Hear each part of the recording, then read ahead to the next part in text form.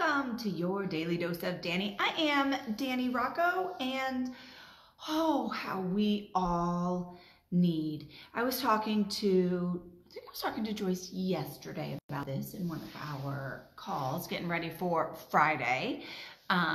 Still figuring out how we're going to do it live, but Friday on Devoted to a Soldier, we're going to have our Tennessee panel there. So that was a side note.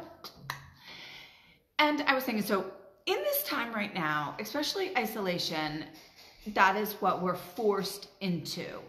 This is kind of one of the topics we're going to be talking about.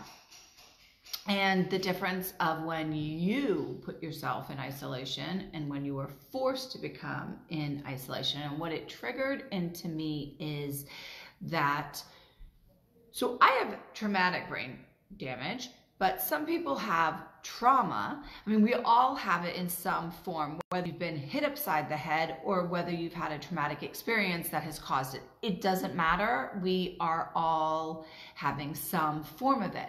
And our brain is so complex, and there are different parts of our brain that activate different things, right? And then within those different parts, there are parts that go like zing, like that are overactive, and some that are sluggish, and then some that you just create holes from the trauma. All right.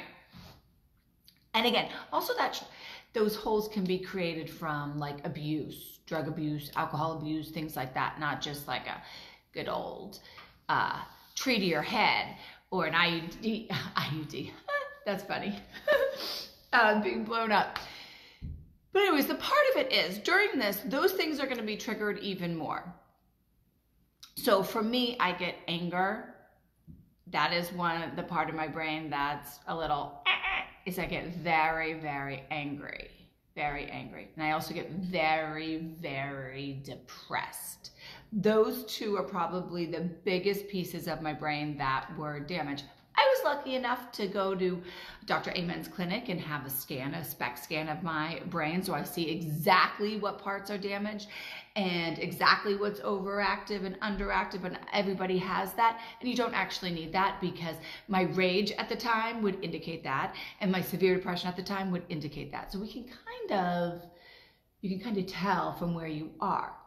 So if all of us right now, every single human being goes through the day today or the next couple days or a week and sees where you're more sensitive, it could just be a fleeting moment of not feeling yourself, whether it's anger, whether it's jealousy, that is definitely a piece of your brain, whether it's tremendous, not fear, but paranoia, okay?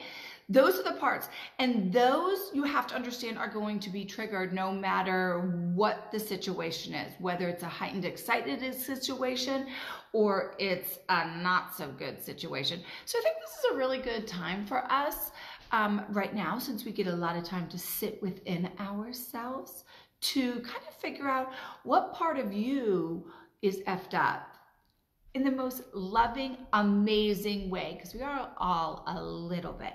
And then that can help you into moving forward. Gotta know what your faults are to know where to move to. So that is my 2 cents. Understand your brain a little bit, and it's very easy. You don't need a doctor to tell you. Figure out how you're feeling in this moment or in the next couple days. And by the way, some people use this, some people don't. Message me. A lot of you are stuck in your homes. Your life is still going on. The chaos, the issues are still there. And since I have a lot of time on my hands, since I'm stuck here,